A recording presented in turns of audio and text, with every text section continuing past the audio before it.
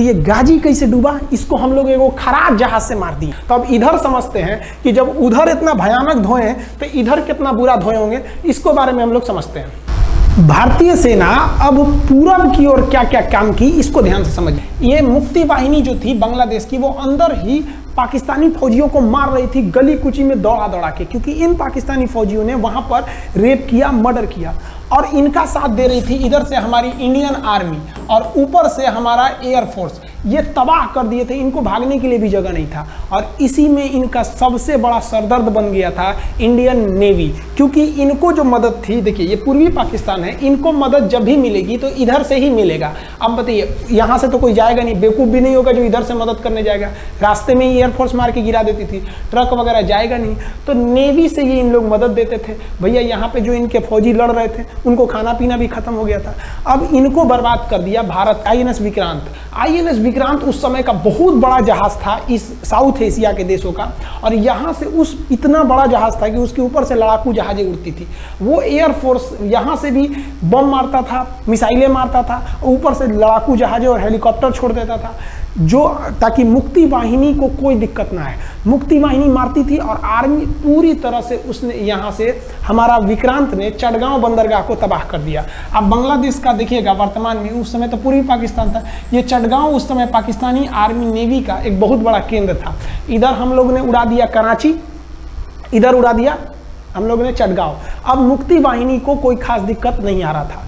अब पाकिस्तान ने कहा कि हर हाल में इस विक्रांत को बर्बाद करो। देखिए ये विक्रांत है, विक्रांत जहाज जो था, इस पे से इसके ऊपर देखिए आपको लड़ाकू जहाजें दिखेंगी। पीएनएस गाजी को क्या आदेश दिया गया था भाई, कि तुमको जाना है और इस विक्रांत को बंगाल की खाड़ी में जाने के बाद इसी में डुबा देना है। अब पाकिस्तान वालों का इतना दिन तो अच्छा था नहीं, भारतीय खुफिया एजेंसी को पता चल गया कि पाकिस्तान की पनडुब्बी वो समुद्र के अंदर अंदर चलती है, उसको साइलेंट किलर कहा जाता है। पाकिस्तान की पनडुब्बी चल दी है पश्चिमी पाकिस्तान से बंगाल की खाड़ी की ओर, ये अरब सागर से बंगाल की खाड़ी की ओर चल दिया। अब विक्रांत को बचाना हर हाल में जरूरी था, इसलिए हम लोग विक्रांत को छुपा दिए, मतलब थोड़ा सेफ्टी दे के रखने लगे। और इस पीएनएस गाजी जो था, पीएनएस गाजी को देखेंगे, पीएनएस का मतलब था पाकिस्तानी नेवल शिप, पीएनएस गाजी, ये मारने आ गया किसको, विक्रांत को। इस पीएनएस गाजी को अगर कोई मार के डुबा सकता था तो वो था आईएनएस राजपूत। लेकिन ये जो आईएनएस राजपूत आप इमेज में देख रहे हैं, ये उस समय समस्या क्या था इस आईएनएस राजपूत के साथ, क्योंकि इसकी इंजन में कुछ खराबी आ गई थी और ये बिगड़ गया था, और बिगड़ के इसको विशाखापट्टनम पे बनाया जा रहा था, रिपेयर किया जा रहा था, इंजन ही गड़बड़ हो गया था। तो भारतीयों का यहीं पे दिमाग काम आया। भारतीयों ने सोचा क्यों ना हम पीएनएस गाजी को खुद बुला के लाएं, कहां पर, विशाखापट्टनम पे।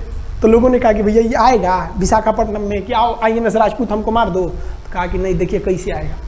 भारतीयों को पता था कि हिंदुस्तान में पाकिस्तानियों के कुछ ना कुछ जासूस होंगे और वो पाकिस्तान को पल पल की खबर दे रहे होंगे। भारतीयों ने क्या किया, आईएनएस विक्रांत के जितने भी अधिकारी थे उनसे कहा कि आप लोग अपने अपने घर फ़ोन कीजिए कि हम विशाखापट्टनम आ रहे हैं, तुम लोग हमको छुट्टी मिला है, विशाखापट्टनम में 10 दिन रुकेंगे, हमारे लिए तुम लोग खाना पीना अच्छा से बनाओ।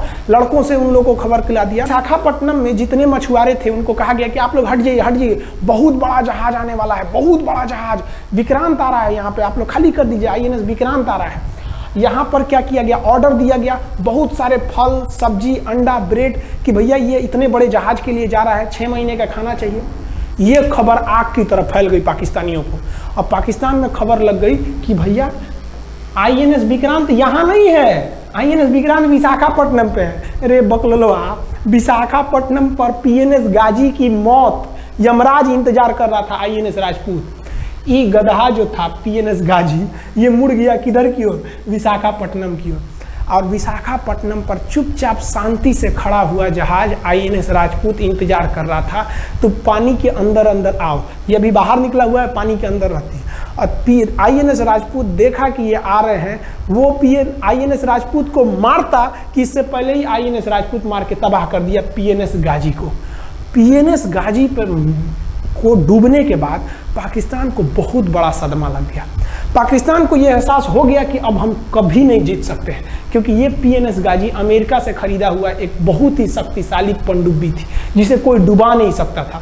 और हम लोगों ने उसको इस जहाज से डुबाया जो जहाज खराब हो चुका था, जिसका इंजन खराब था। भारतीय सेना का मोराल पूरे 7वें आसमान पर था और पाकिस्तानी दिन पर दिन बर्बाद हो रहे थे।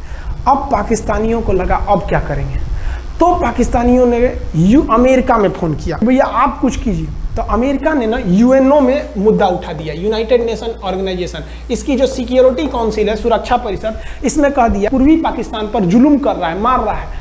तो रसिया उस समय हमारा साथ दिया, कहा कि तू देर जानता है जुल्म कर रहा है, भारत जो कर रहा है सही कर रहा है, हम इस प्रस्ताव के खिलाफ में वीटो करते हैं। वीटो अगर कोई देश, 5 देश को वीटो है, इस पर अलग चर्चा करेंगे, अगर किसी ने वीटो कर दिया तो वो प्रस्ताव रद्द हो जाता है। तो पाकिस्तान की एक और उम्मीद यहाँ पर अपना दम तोड़ दी। अब पाकिस्तान कहा अमेरिका से कि भैया आप ही हमको बचा लीजिए। तो अमेरिका ना भारत पाकिस्तान की ओर से भारत पर हमला करने के लिए अपना सबसे खतरनाक जहाज भेज दिया, 7वां बेड़ा। देखेंगे 7वां बेड़ा को, अगर इतना भयानक था 7वां बेड़ा, ये अमेरिका का साथ अकेले चलता ही नहीं था, इतनी पूरी फौज के साथ, नेवी के साथ चलता था। ये किस लिए आया था? विक्रांत को डुबाने के लिए, और इसका साइज विक्रांत से डबल था। इसके आगे विक्रांत नहीं टिक पाता। अब इंदिरा गांधी भी टेंशन में रह गई। ले, तब उस समय इंदिरा गांधी को याद आया कि भैया हमारा एक और तो हम समझौता करके आए हैं, अगर अमेरिका पाकिस्तान का साथ दे सकता है तो रूस से हम भी तो समझौता करके आए हैं। तो भारत ने रूस को कहा कि भैया अमेरिका इतना भयानक 7वां बेड़ा भेज दिया, आप हमारी मदद कीजिए। तो रूस ने कहा टेंशन क्या लेते हो, देखो हम बोलते हैं। रूस ने परमाणु पनडुब्बी भेज दी और रूस ने अपना 40वां बेड़ा भेज दिया। आप देखेंगे ये रूस का 40वां बेड़ा है। ये अपने भारी भरकम जहाजों के पूरे ग्रुप के साथ चल दिया, कहा कि चल भैया देखते तुमको कौन मारेगा भारत को। और अमेरिका को सीधा कह दिया कि भैया विक्रांत पर अगर आपने हमला किया तो ये हमला हम रूस पर हमला मान लेंगे। यहाँ पर खड़ा था भारत का विक्रांत और उसकी सपोर्ट में खड़ा था रूस का 40वां बेड़ा। और रूस ने यमन से अपनी एयरफोर्स को भी कह दिया था कि भैया तुम भारत की देखभाल करना। तो भारत की सुरक्षा के लिए इतने लोग, और अमेरिका अपना 7वां बेड़ा लेके यहाँ मुंह देख रहा था, और ब्रिटेन ने भी अपने ईगल नाम के बेड़ा को भी भेज दिया था। तो ये 2 लोग हमारे खिलाफ आ गए थे लड़ने के लिए कि अब बताइए, हम लोग बांग्लादेश की भलाई सोच रहे थे, और अमेरिका का 7वां बेड़ा और रूस का ब्रिटेन का ईगल हम लोग के खिलाफ था, और हमारा अपना विक्रांत और रूस की एयरफोर्स और उसकी 40वां बेड़ा हमारे साथ थी। ये पूरी तरह से बाउंड्री बना दिया था 40वां बेड़ा। 40वां बेड़ा का कहना था कि भैया हमारे जहाज पर ऑटोमेटिक मिसाइल लगी है, तुम अगर इधर आओगे तो हम मार देंगे तुमको ऐसे ही। रूस ने अपनी सारी पनडुब्बियों को ऊपर उठा दिया, समुद्र के ऊपर, ताकि सैटेलाइट से और दूसरी निगरानी से देखा जा सके, और यही हुआ भी। वो लोग रूस के इतने खतरनाक जहाज़ों के ग्रुप को देखकर घबरा गए, इतना घबरा गए कि ब्रिटेन ने कहा था we are too late. Britain का ईगल बेड़ा अमेरिका के 7वां बेड़ा से कह रहा है कि रे उधर मत जो, बहुत देर हो गया है, वो पहले पहुंच गया है रूस, अब मारेगा वहीं तबाह हो जाओगे यहाँ पे। तो 7वां बेड़ा ने धमकी दिया कि हमारे जहाज में परमाणु बम लदे हुए हैं। तो 40वां बेड़ा ने रिप्लाई किया था कि हम भी जब चले थे ना तो परमाणु बम लादे के चले थे, और गिनती जब कर रहे थे तो हम भी गिनती किए थे, 250 हमारे पास भी परमाणु बम था, लेकिन इतना ज़्यादा था कि सोचे कि कौन गिनेगा, बाद में गिनेंगे, आ जाओ देखते हैं किसके पास कितना है। तो रूस ने हमसे सच्ची दोस्ती निभाई थी, और इधर शेख मुजीबुर रहमान की जो मुक्ति वाहिनी थी वो अपना काम कर रही थी।